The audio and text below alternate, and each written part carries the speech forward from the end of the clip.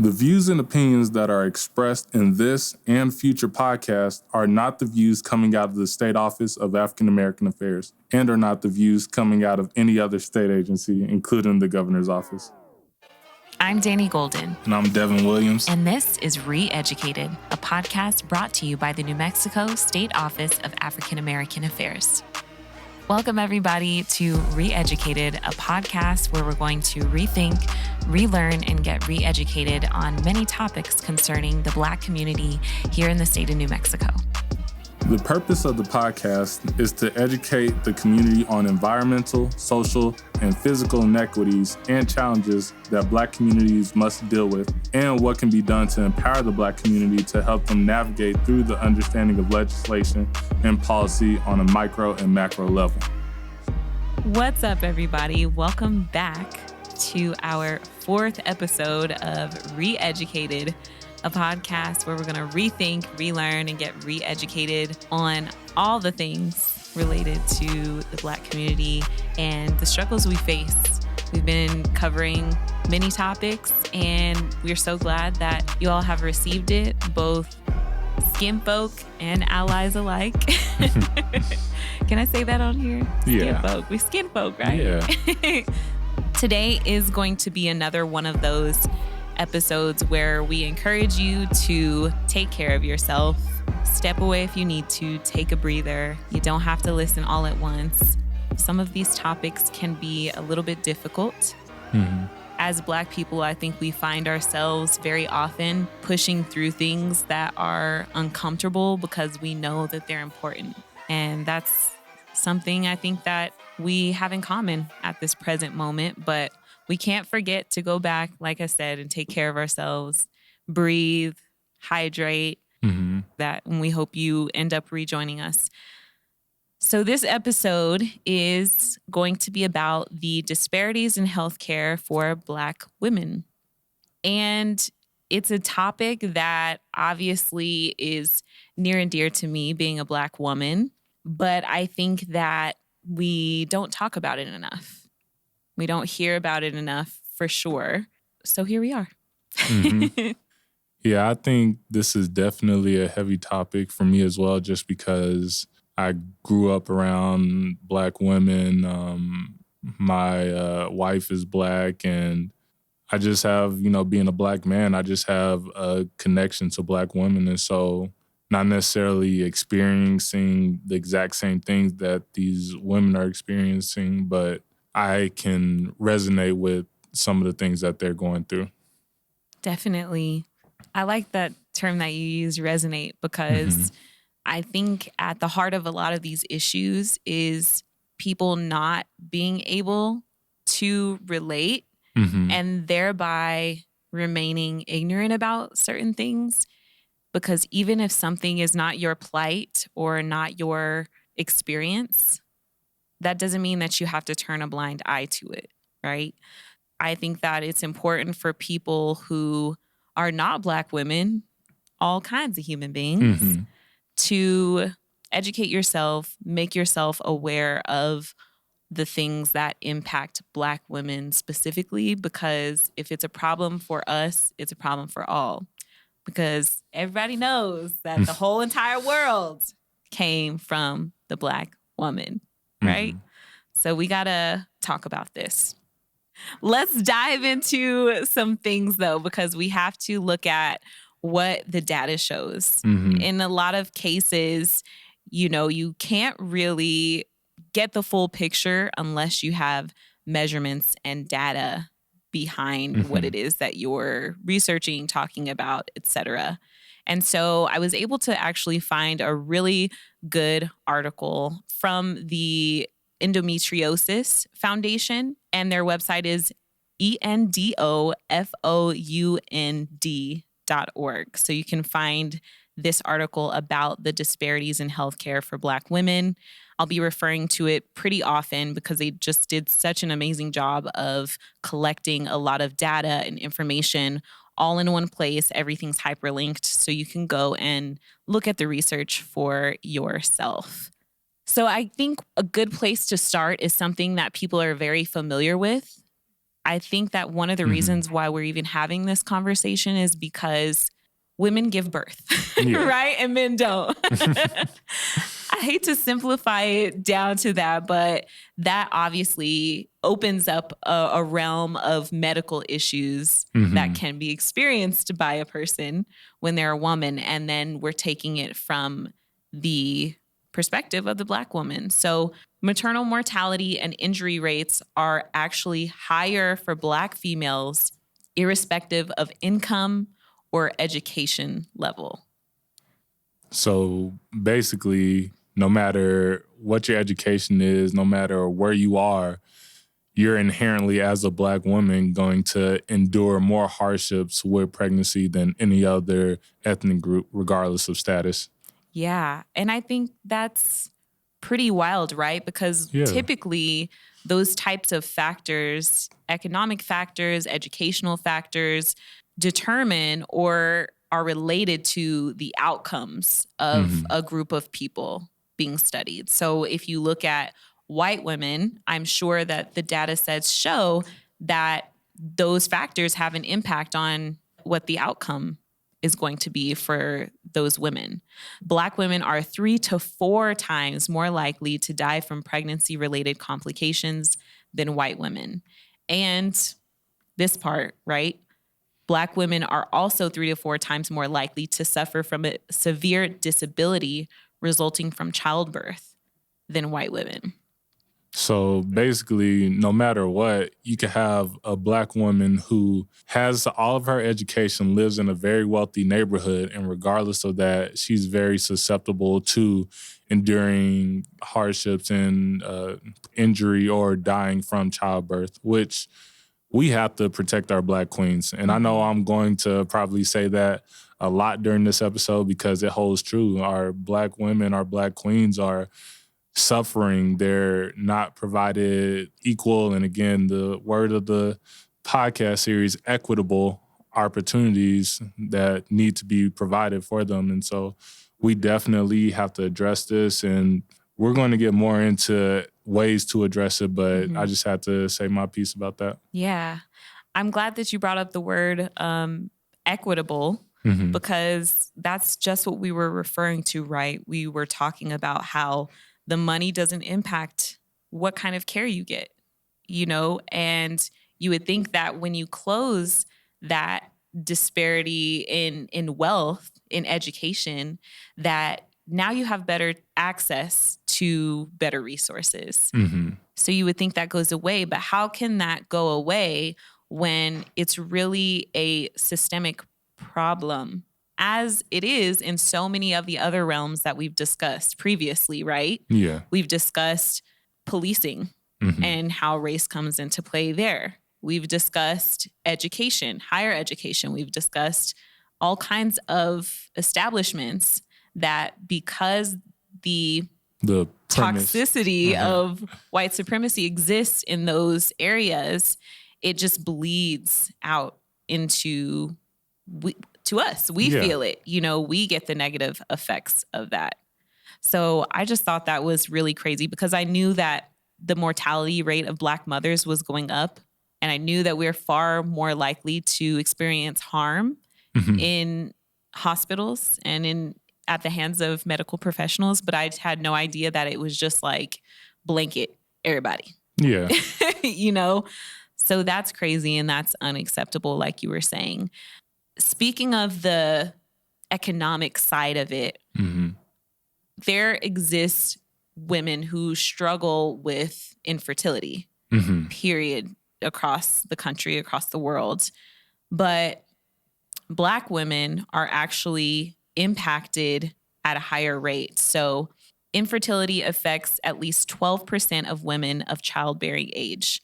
But studies suggest this number doubles for Black women in the U.S. However, while more than 20% of Black women may experience infertility, only 8% of them seek medical help to get pregnant, compared to 15% of white women.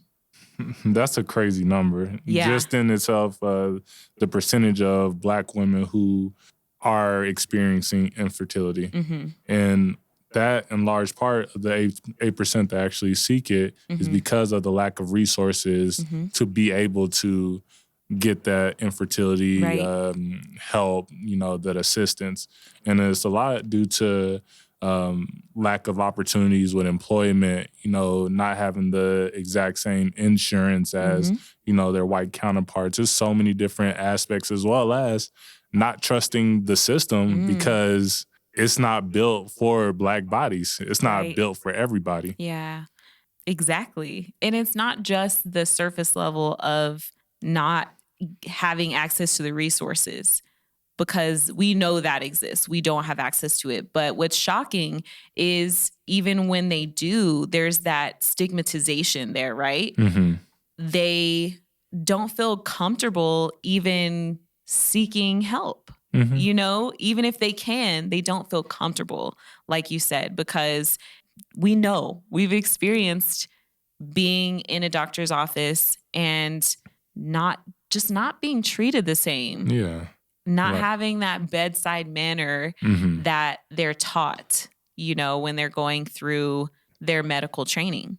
And yeah, we're not getting the bedside manner, but they are being taught other things that are really harmful to us. They're being taught things that are inaccurate. Yeah. And we kind of touched on some of those things, like the misinformation about how much pain a Black person, specifically a Black woman in this instance, can endure, tolerate, how much pain they feel even. Yeah. And there have been for so long, there's been that misinformation in medical literature today. You'll see things as it relates. I saw something from 2018, medical literature talking about the high pain tolerance of African American people. And with this misinformation and misconception, that brings us to our next point, where Black women are underrepresented in clinical trials that require consent and are overrepresented in studies that do not. So essentially, when you're looking at Black women, because there's this misinformation of them having a higher pain tolerance and having thicker skin, literally, physically, biologically, thicker skin. Yeah, this is who says that? Who said that? You think about some of these things and we giggle about it because it's like so stupid. Yeah. You know what I mean? But it's like it actually happens, and people actually think that Black people, but Black women in particular, don't feel pain the same way as everybody else, or has literally thicker skin. And it even goes back to the slave days where these medical professionals would experiment and do different trials on Black people and Black women just to see how they react. And they figure, because they're naturally stronger, which is something that we touched on before, but this is okay to do because they don't feel the same pain as a white person or a person that isn't Black. Right. That dehumanization of the Black body to where it's almost we're beastly or animalistic in some way and not as human as white people. That's why we're so strong and we're so athletic and we can endure so much, which we have a strong spirit. The spirit of Black, we are resilient people. We are strong people.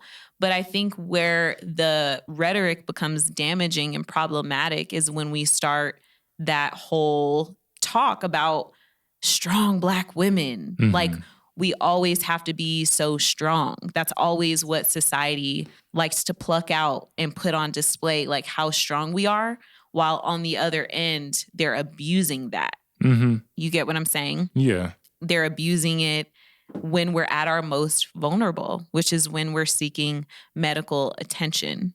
Yeah. It's just beyond messed up. And is detrimental to Black women because you're taught this at a very young age. You're taught, you have to be strong. You can't show your emotions. You can't be expressive. If you're expressive, you're angry. Right. And you can't be passionate. It's all these different things that go into essentially oppressing Black women and Black girls. And when you oppress Black girls, Black children, and you see or you have other boys and girls of color and white boys and girls, then you have this misconception of the way Black women should be. And instead of them being human, instead of them being kids, they have to grow up quicker than they're supposed to. Right. Many would hear this conversation, like I was saying before, and say, that's so isolated. It's only affecting them. Leave it there. But that's not the case, because it's so closely related to the experiences that we're having just out in the world. People of color in general, but specifically Black men, and even more specifically Black women. Those two things correlate. Yeah. Because as you just described, it just has this trickle down effect, this impact on people who are children.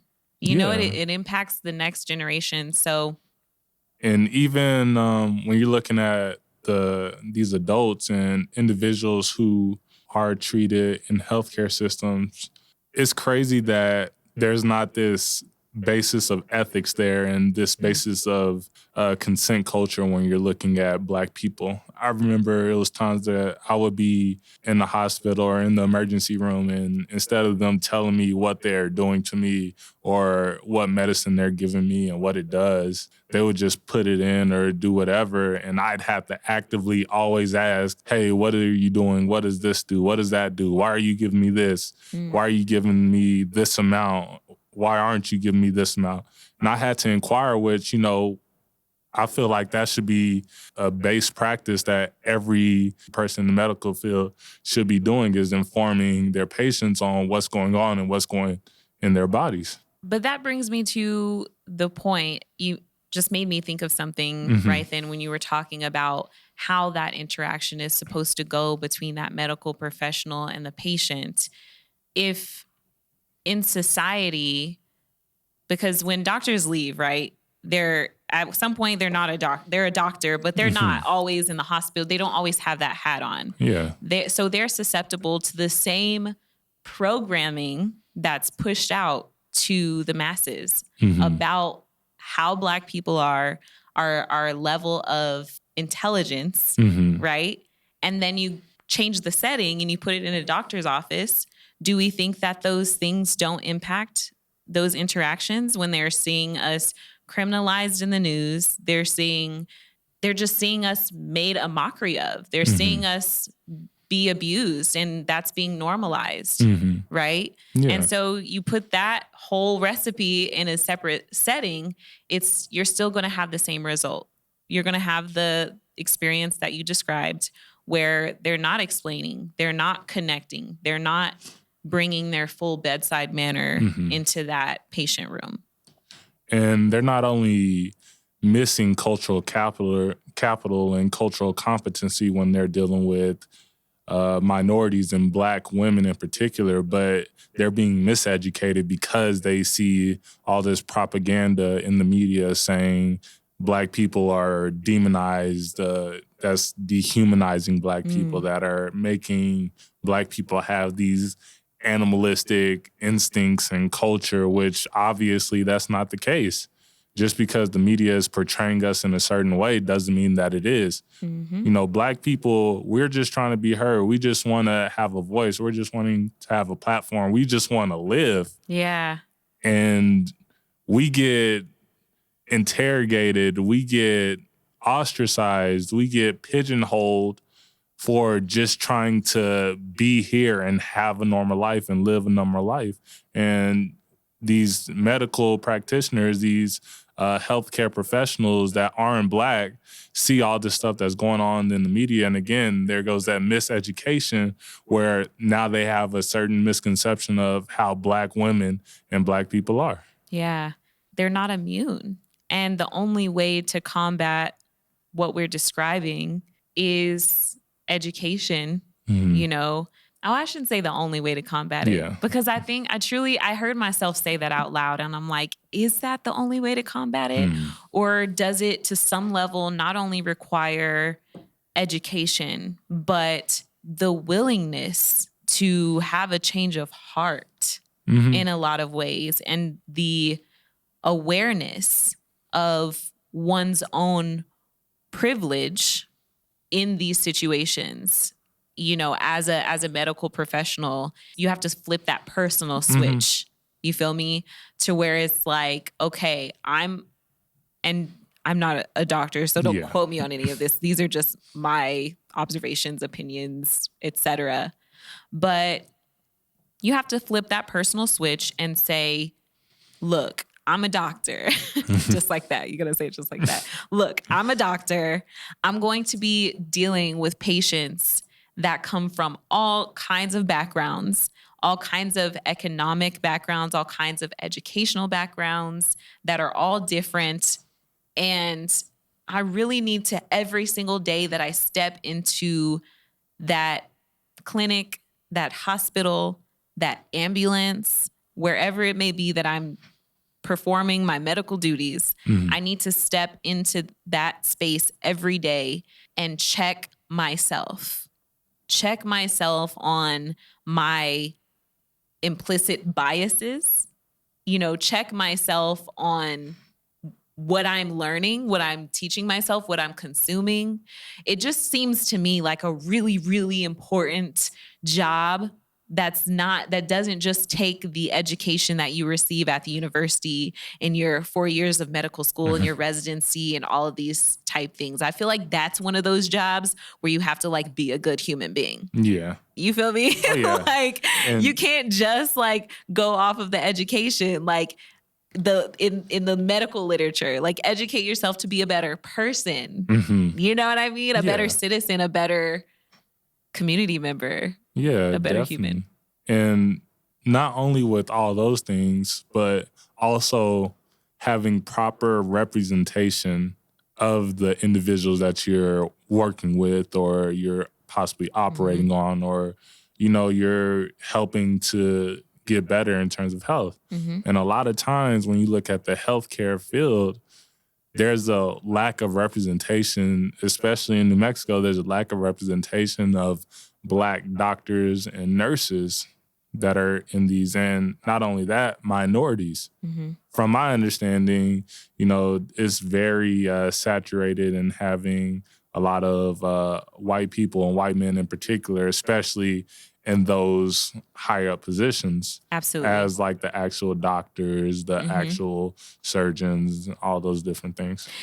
And I want to touch on that really quick because I know you said, yes, I think majorly, a lot of the times in most places, we're looking at white males in, in these positions as these medical professionals. But a lot of times we're also looking at immigrants, people from other countries that have not really been exposed to firsthand, and a lot of times have not been schooled on this thing that exists here. You know what I mean? This very complicated beast that we wrestle with in every facet of American life. Yeah.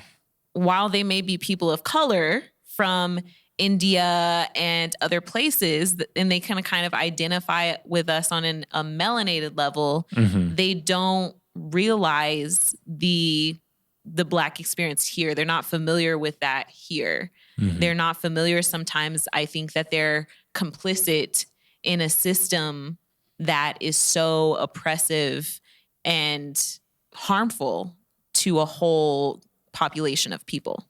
Yeah. And to that point, if you really need to, or you really want to understand the Black experience, it's hard to do that coming in initially. It's going to take some time. It's going to take some conversations and just submerging yourself in the shoes of the Black person and in Black communities.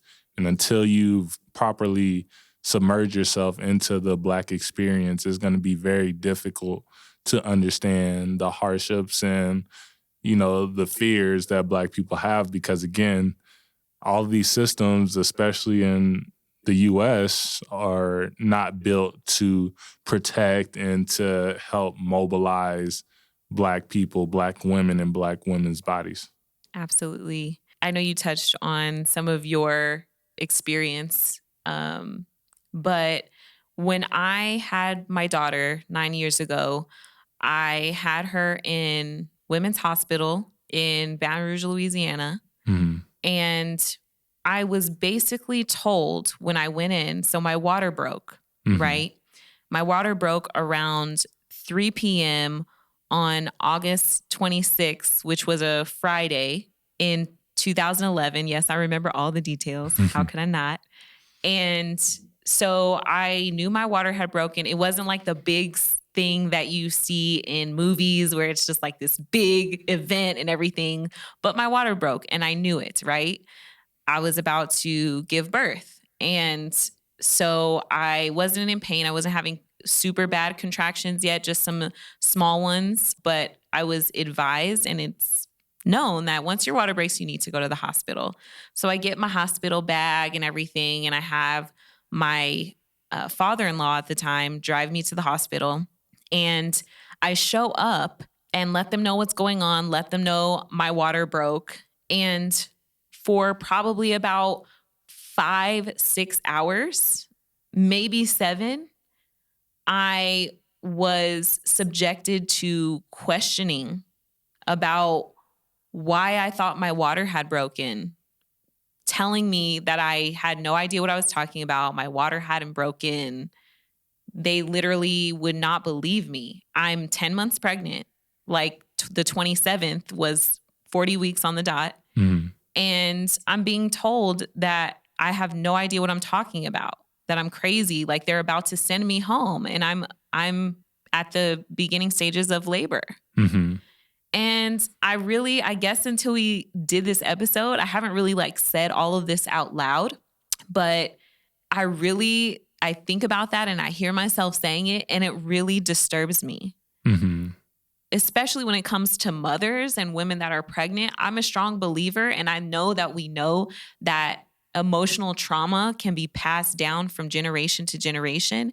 And we've talked about that. Even when it comes to, if you listen to episode 2, we talk about that, right? How these experiences get passed down to generations.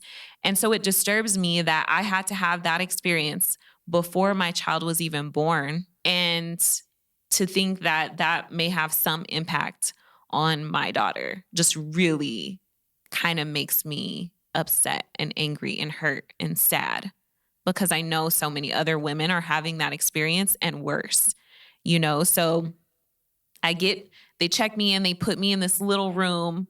It's cold, it's uncomfortable. They're not communicating with me except for to tell me, hey, we're going to do a test on you because we don't think that you're lying, but you're pressing us so much. So come in here, we'll stick you in this room, we'll run a test on you to see if your water really did break. And they run the test. Hours later, they come in and a nurse comes in, white lady. Yeah, so the test came back. Your water broke. So we're going to move you to labor and delivery. Like, I'm sorry that I'm annoying you with my baby that I'm about to give birth to. But that, you see what I'm saying? Yeah. Like that experience is so disgusting. Like I'm about to bring a human being through the portal of life. And I can't even get a, hey, how you doing? An explanation. Not only that, did I not get them being nice, but they were actively victimizing me. Yeah. I don't know how else to put it. And I think that that's just the sad truth that, especially in those situations, you have all of these other poisons that have infected these people's brains. Then they put on their scrubs and then they go to work at a hospital or in an ambulance, and that's the really unfortunate part about it. So that's my story. And like the one that sticks out to me the most as far as being in one of those situations where I was just really like mistreated.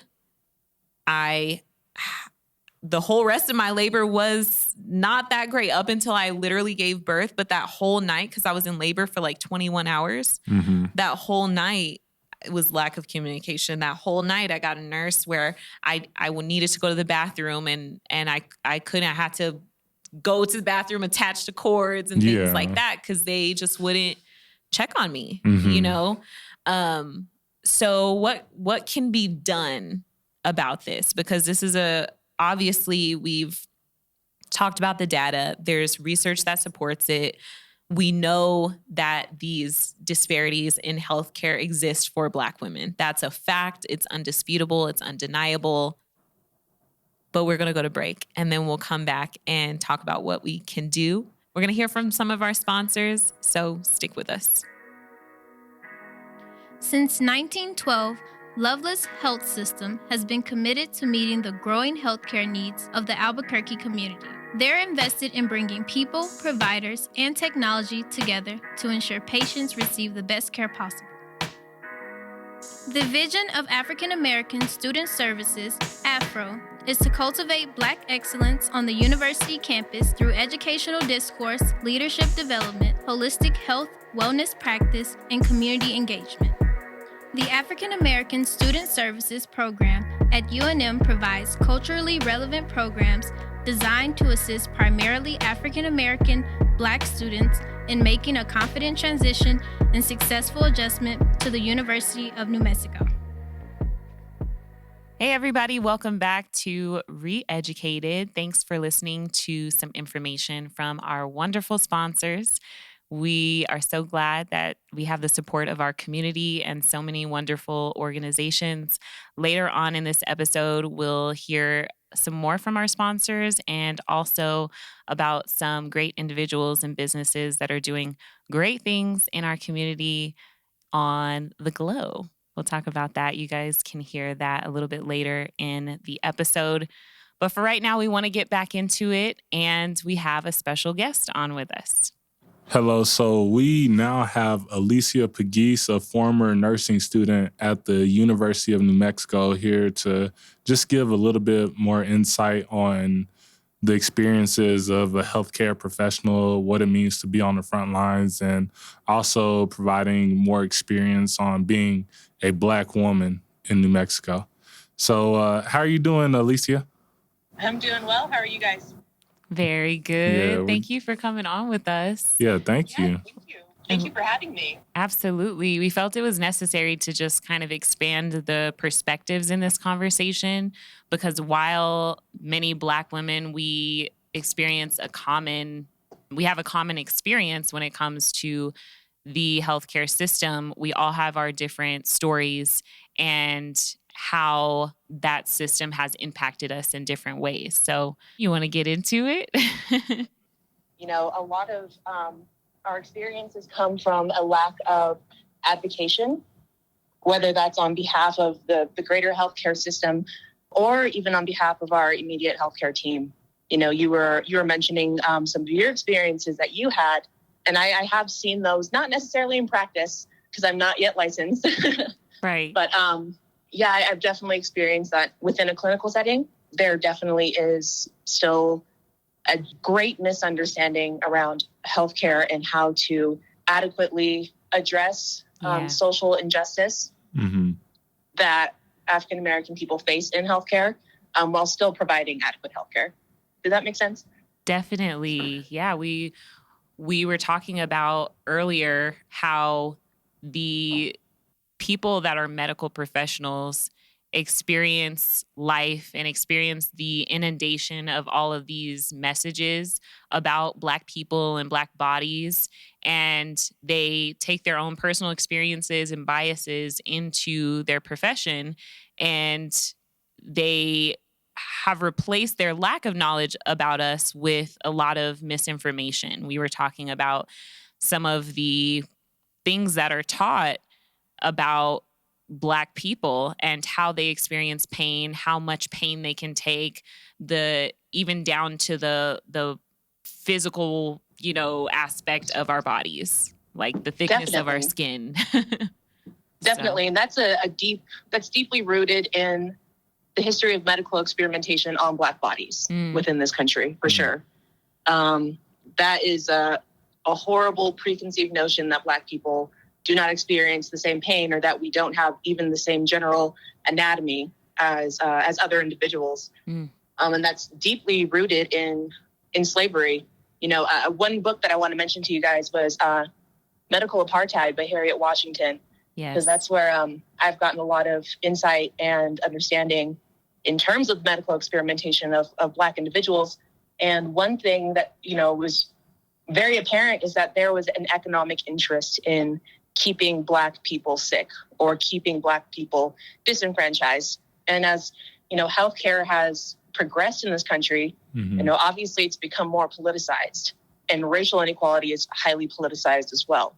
So I agree with you, Danny, that a lot of the preconceived notions that people carry with them about Black individuals and about people of many different cultures can definitely follow them into the healthcare field. And that's unfortunate because, as healthcare professionals and as future healthcare professionals, we have an obligation to not have any of that when dealing with any patient at all. But yeah. Yeah, I wanted to touch on something that you said because I want to draw the comparison between the prison industrial complex specifically and the healthcare system. While many people think that these things are so separate, there just exist so many similarities. So in the same way that we're over-criminalized so that they can fill the prisons so that certain people can profit off of that, you mentioned it's the same thing in healthcare a lot of times. There is a profit to be made off of keeping us sick, running us through, these hospitals, keeping us down and vulnerable in that sense. And it's super unfortunate that we're even talking about those two establishments, those two systems in the same conversation. Yeah. Your experience with the justice system or the injustice system that we're seeing today shouldn't be the same experience that you have when you're going to see your OBGYN. Right. Absolutely. And over the summer, as we were all, I think as a nation, everybody was really coming forward and speaking outwardly about the injustices that Black people face. One thing that I saw repeatedly was that, Black men often are victims of police brutality, but Black women are victims of the healthcare system. Wow. So yes, I definitely see where those similarities come in between healthcare and the prison industrial complex. And I think it has a lot to do with the type of healthcare that we push in this country. So we have levels of prevention that we talk about, especially in population health, where, some countries or some states even might push for primary prevention, which is making sure that people have adequate housing, making sure that people have access to healthy foods, those sorts of things. Right. Versus like secondary prevention, where we talk about screening and giving immunizations and all of those things. But unfortunately, the majority of this country functions off of tertiary care, which greatly burdens the Black community because oftentimes people find themselves uninsured and having to seek tertiary services like an emergency room and not necessarily getting the resources that they need in order to sustain health. So healthcare is never really so black and white. It's a very complex system with so many different moving parts. And that's very similar to racial injustice, which is that Black people face inequality, not just in terms of policing, not just in terms of healthcare, but in access, in housing, in education. So there are so many systems at play that harm Black bodies. And healthcare is really one that is sort of coming to the forefront, especially now that we're in the middle of an unprecedented pandemic where we see a lot of Black, brown, Native populations falling to this disease at such an incredible rate, and seeing the economic toll that it takes. It really shows how the healthcare systems that we've been pushing in this country are inadequate, and they don't do enough, and that they fail us in many different ways. Right. These systems that are meant to help us when we're at our most vulnerable, right? If we're talking about, drawing the comparisons and also just talking about this subject from every aspect of society and how it's coming at us, these are the systems that are supposed to help us when we're at our most vulnerable. We are talking about when you're experiencing domestic violence and you want to call somebody to help you with that situation and protect you and take you out of that situation, you fear for your life. If that police officer comes into the situation and takes your life, or, you know, even the person who's committing the crime, they're supposed to go to a trial and they never make it. You know, when you are experiencing medical vulnerabilities and you're expecting to be taken care of, you're expecting to be able to go in and have someone tell you and give you peace of mind and give you care and treatment. Sometimes people don't even seek that care. You know, that's what we were talking about, because they just don't feel comfortable because, like you were saying, Lisi, so many systems in this country, including healthcare, fail us on the regular. Yeah, absolutely. And we definitely see that a lot in clinical practice. One example that really stood out to me when you were saying that was the Black trans community, not just in our state, but in a lot of different communities and states where it is difficult to seek healthcare, because you never want to be put in a position where you feel like your life is not valued, especially at a time where you need help. Yes. And it's unfortunate that healthcare systems, you know, can make individuals feel that way, or can make anybody feel dehumanized or uncomfortable. But it is a very real reality that we have in healthcare. And it's definitely the responsibility of healthcare professionals and future healthcare professionals to really be on the forefront of that and to really speak out openly about that. You know, one thing that you always hear, like, you know, in any emergency room is that when you're with a patient, it's their worst day of their lives. They don't want to see you, you know. Wow. Just in general, it's already a frustrating and scary time for anybody who has to seek some type of medical care. So the fact that you would make that resource more inaccessible through discrimination or through just blatant miseducation is, I mean, alarming in more ways than one.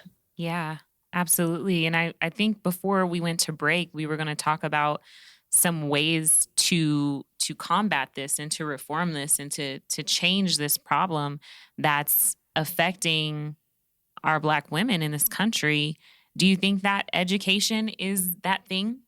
Absolutely. That's the solution? And I don't think that education is limited to people who are invested in healthcare, who are working in healthcare. I think that is education for everybody. There tends to be like this elitist mindset when it comes to healthcare or any type of health science education, that it takes a degree or that it takes, you know, that type of discipline to really understand it and to really embrace yourself in it. But it needs to be a bigger conversation than it currently is, even aside from the politics of it as well. And yeah, education is a really big part of that.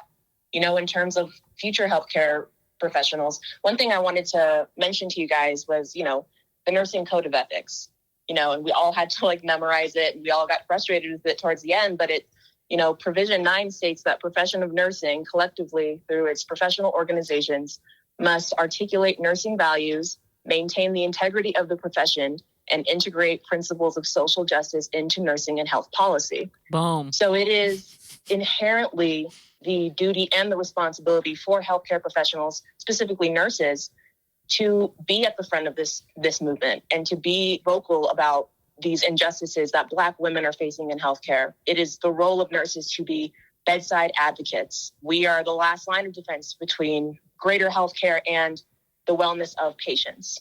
So yeah, education is fundamental in that. Absolutely. Speaking of education, did you have any, as a nursing student, was there anything in what you were learning? Because that code of ethics is pretty clear, right? And it's very overt in what a nurse's duty is. But did you see anything that was more covert that you feel might contribute to the problems that we see in healthcare as it pertains to Black women receiving poor care? Well, okay. One thing I can definitely think of is signs and symptoms, right? Mm-hmm. We're always talking about disease processes and how they manifest and what that looks like on patient. One thing that I saw repeatedly was that we were talking about non-Black patients and patients with fair white skin, where you can easily see manifestations, or, you know, you can easily see a type of bruising or a type of jaundice or those sorts of things. So I definitely saw that. I think that's amazing that you brought that up, because that's such a specific example we could tell what type of student Lisi was, y'all. She was a student, obviously. But it's such a good example, like, and it's such a specific example of just how we're not valued and we're not seen and we're not ever the standard. We're not ever considered. You know what I mean? You're getting education on how to care for patients, but certain patients though. But they're not it almost saying felt like, that. Like Black and brown people or Black and brown patients were an afterthought. Right. Or something that you wouldn't see and care. You know, something that was not necessarily as immediate or as much, I don't know, needing of attention as the other. So absolutely. Yeah, I definitely saw that repeatedly. And, you know, from students and, you know, some professors, there was kind of just, you know, there's an overwhelming, I think, almost sense of like apathy sometimes when you're really seasoned into a profession, especially when like nursing, because it can be very overwhelming. And you can see really traumatic things and you can, you know, almost become desensitized to what you're seeing. And that's for many a coping mechanism. It's not excusable, but it's a coping mechanism. So, you know, I would definitely like hear things like, you know, like super specific example. We were talking about hypertension and how that manifests and, you know, what could lead to hypertension. And a teacher mentioned, you know, if you're sitting there just eating chicken and drinking Kool-Aid, like eating fried chicken and drinking Kool-Aid, then of course you're going to have hypertension. And I was like, oh, so you're explicitly mentioning that because African American men are prone to a hypertensive crisis or any type of, you know, cardiovascular incidents, you know, you bring up this stereotype. So it was those things that I kind of saw. And I was like, man, you know, you're really offending me. And you're really not getting the intensity of your words and how harmful they can be. Right. And that's kind of what I was saying earlier. We were talking about how it's really important, and I feel like it's the duty and responsibility of the individual not to just educate themselves not in just the sense of like higher education and going to medical school and doing your residency and all of those things, right? That we say is their education and their credentials and things. But it's even more so important for you to work on being a good human being in that setting. That's just one of those professions where you kind of need to be a good person and you need to care about people no matter what color skin they have, right? Yes, definitely. I don't know. I think it's the same as any type of public servant or anyone that's dealing with, like we keep mentioning, people at their most vulnerable, people in, you know, different situations, like where police show up, health professionals, you can name all sorts of public servants. You really have to take a look at your own bias, you know, and yourself and your experiences and your privilege.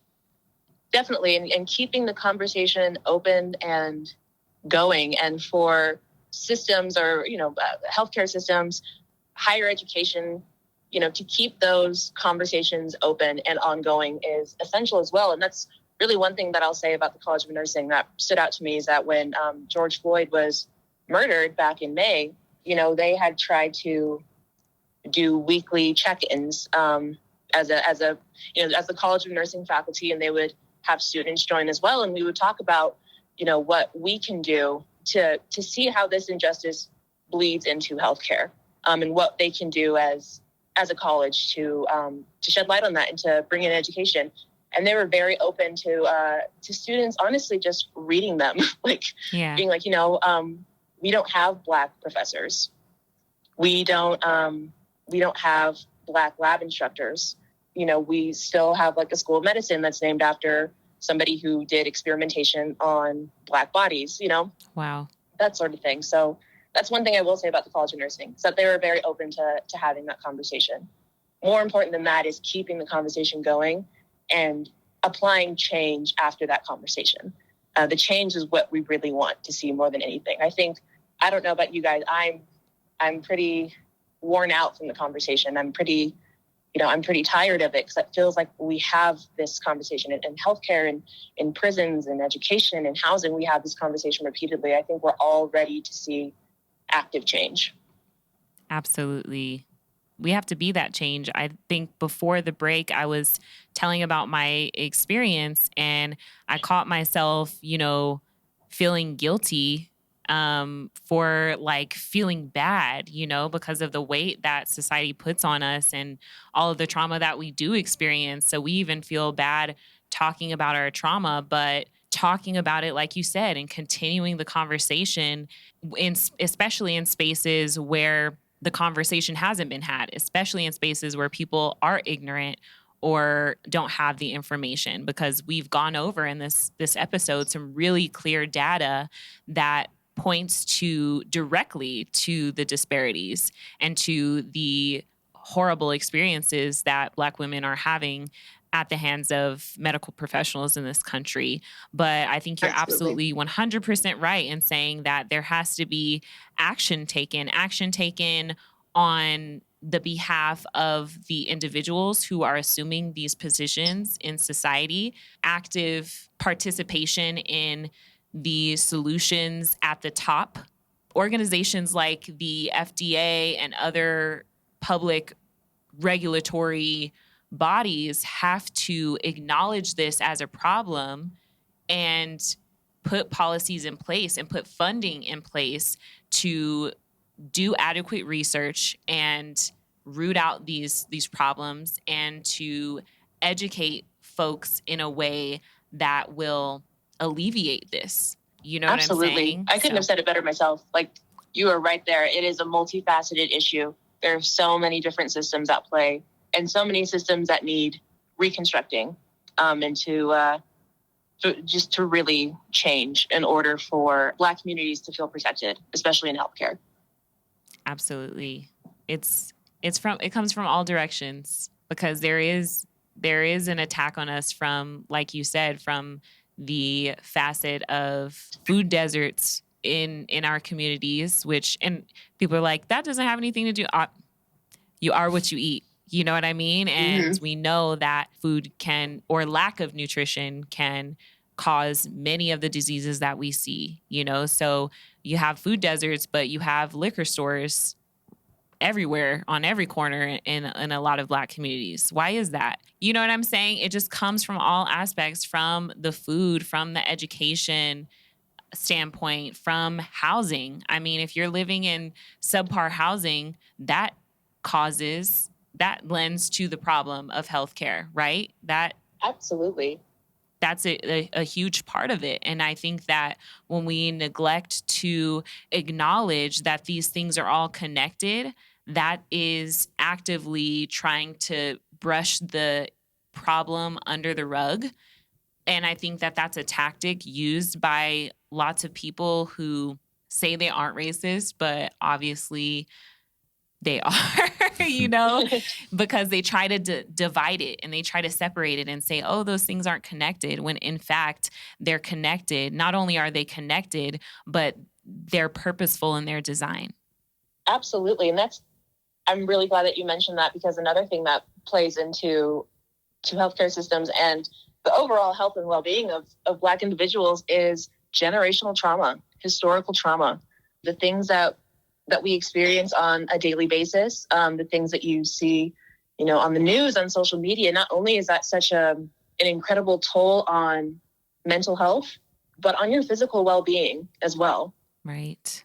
Yeah, when these things happen, it doesn't just affect our mind. I mean, obviously our mental health is impacted, but pathologically, those two things become intertwined. When you experience so much mental anguish and pain and trauma, those things, and I'm sure you can attest to this, can manifest in the body in various ways. Absolutely. It's not chicken and Kool-Aid. Tell your teacher, it's not chicken and Kool-Aid causing it. It's heavy for us. Like, this society profits off of our bodies. They steal our culture. not only do they not want to help us when we're in trouble, but they do things purposefully. And I know that this is, people are going to get flack, but I know that for a fact that there are medical professionals out there that target people of color. Absolutely.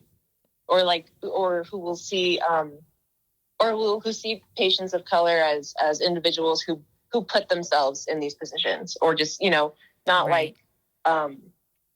I don't know if that makes sense. Yeah, no, they feel like it's our fault, right? Yes. It's like the victim blaming that we see so often, where it's like, if you were to just do this, or if you were to pull yourselves up by your bootstraps, or if you were to do all manner of things, this wouldn't be happening to you.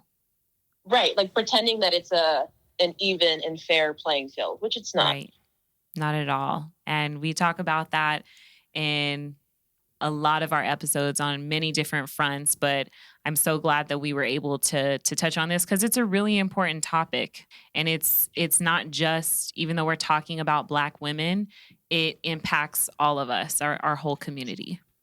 Absolutely, yes. Thank you so much, Alicia, for coming on and talking about this. I know it's not an easy thing to talk about, but thank you so much for lending your experience and your knowledge on the topic and coming here and being with us. Thank you, guys. Thank you so much for having me. Anytime. I love talking healthcare. So thank you, guys. We love it. You're awesome at it. So yeah, we'll talk to you soon. Yeah, thank you. All right. Yeah, thank you. All right, bye. That was awesome to talk to someone who has the knowledge, because we know what the issues are and we can talk data all day, but that firsthand experience in the field and in that realm, we needed that.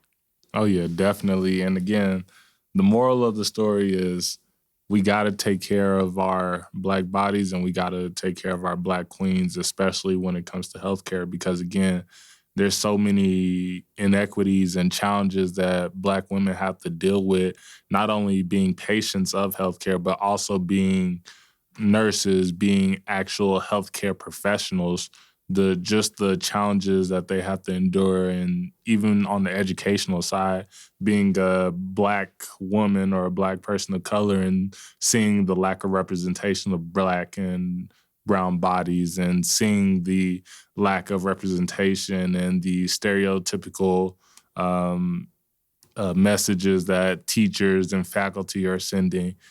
It's a big issue, and we definitely have to figure out how to address it.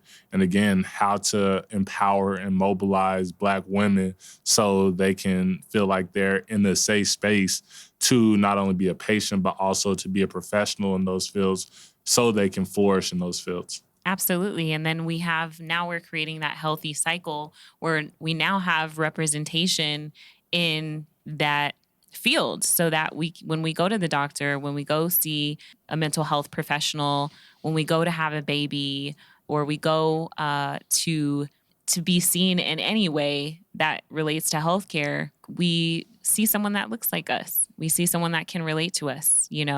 That's a really big part of it. But even bigger part of it, seeing people that are different from us is okay. And we don't have to glaze over the differences, and someone doesn't have to look just like you for you to treat them with love and respect and care. Yeah. I think that's really just the basis of this whole thing is, even if it shouldn't take us just having, while I would love for us to have more Black healthcare professionals, that's not all that it takes. And it shouldn't just take that. Yeah. It takes also people who are not Black to open their eyes and to realize their part in this. And that, if they just operate with a lot more care and education and awareness, then we can really change outcomes in a really big way for Black women in our community. And I think part of that is going to be one of the biggest things is mandating training that targets and addresses anti-racism and implicit bias. Absolutely. If you have that training and you start developing that cultural competency, then you start to understand the issues and the challenges and psychological aspect of Black patients that are being in your care. Right. It's the same thing with policing. You have to understand the individuals that you're policing. Same thing, you have to understand the Black people that you're taking care of or, you're attending to. You can't just come from outside or come from out of nowhere and say, okay, this is exactly what you're experiencing. This is what you're dealing with. And so this is how I'm going to take care of you because this is what I learned from the media about who you are. Right. So you got to rethink, relearn, and re-educate yourself on this topic and many others. That really wraps up our show, except for the glow. So we'll have that coming up here. But before we get to that, thank you for listening. We want you to like, follow, and subscribe to our podcast and make sure to share it with a friend. We'll catch you next time. Re-Educated, brought to you by the New Mexico State Office of African American Affairs, aimed to study, identify, and provide change by means of support, advocacy, and resources relevant to the African American community. As a reminder, every voice matters. Make sure you're counted in the 2020 census. The Office of Equity and Inclusion was established by Mayor Tim Keller in 2018. The vision of the office is to inspire and equip city governments to make Albuquerque a national role model of racial equity and social justice. The office is responsible for dismantling systemic barriers to achieve racial, gender, health, and socioeconomic equality. Michelle Melendez is the inaugural director of the Office of Equity and Inclusion. In September, Melendez was instrumental in passing R-2075, legislation that strengthens and reaffirms the city's commitment to addressing racial equity and social justice. The resolution calls on the city to support the startup and growth of businesses owned by people of color, women, racial equity assessments for the city department, and requires equity training for the city council, leadership, and administration. Our very last segment is The Glow, where we'll be highlighting individuals and organizations doing great work in our community. For this edition of The Glow, we'd like to highlight our own Chaslin Wins with the Office of African American Affairs, as well as Kim York with Black programs at NMSU for putting on Girl Trek. Girl Trek is a national health movement that activates thousands of Black women to be change makers in their lives and communities through walking.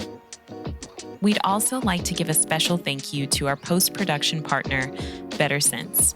Powered by nearly a decade of audio and production experience, Better Sense exists to help you create your life-changing projects. Go to bttrsnc.com in order to explore how you can awaken the potential of your musical ideas. Thank you so much for listening to our podcast, Re-Educated. We hope you were able to rethink, relearn, and get re-educated on some really important topics. Make sure to visit us at our website, oaaa.state.nm.us. See you next time.